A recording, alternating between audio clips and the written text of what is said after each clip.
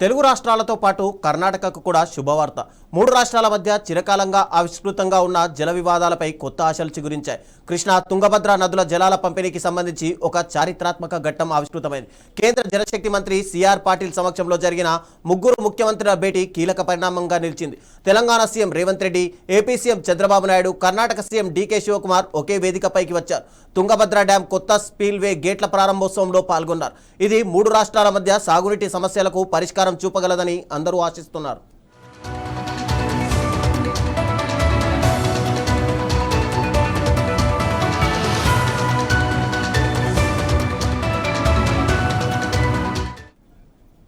కర్ణాటకలోని కొప్పల్ జిల్లా మునీరాబాద్లో జరిగిన ఈ కార్యక్రమంలో Telangana CM Revanth Reddy, AP CM Chandrababu, Karnataka CM DK Shivakumar పాల్గొన్నారు.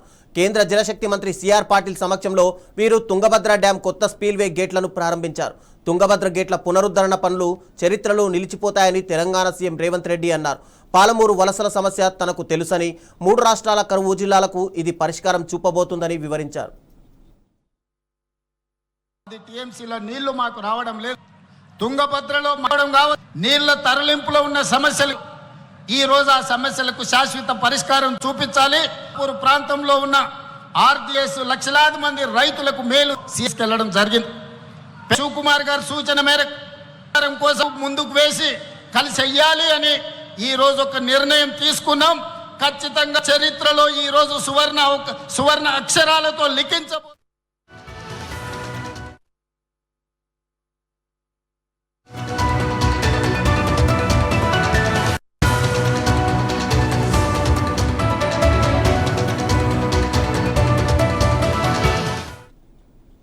రాయలసీమకు తుంగభద్ర ప్రాజెక్ట్ జీవనాడి అని ఏపీ సీఎం చంద్రబాబు నాయుడు అన్నారు. 70 ఏళ్ల చరిత్ర ఉన్న తుంగభద్ర డ్యాం నిర్వహణ బాగుంటేనే భవిష్యత్ తరాలకు మేలు జరుగుతుందని చెప్పారు. 6 నెలల్లోనే తుంగభద్ర ప్రాజెక్టులోని 33 గేట్లను పునరుద్ధరించరామని వివరించారు. నదుల అనుసంధానం తన కలల ప్రాజెక్ట్ అని, గంగా, గోదావరి, కావేరీ నదుల అనుసంధానం జరగాలని ఆకాంక్షించారు. 1983 with the initiative of NTR, all 3 states combined, Andhra Pradesh, Karnataka and also Maharashtra, we are able to give 15 TMs of water to Chennai for drinking water. As on today, water is going to see sometimes, some area there is a drought. This year there is a El Nino. Even Tungabhadra, water is not coming as on now. No inflows.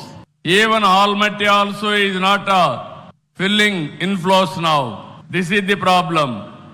If you link all rivers, surplus and deficit you can manage, then easily you can face the drought. Even sometimes there are wars among countries, conflicts among states and districts, within the district farmers also. With this situation, only solution for the country, linking of rivers. Our Honorable Prime Minister is saying always, you link rivers first, that is intra-linking within the state. If everybody will agree, go for interlinking within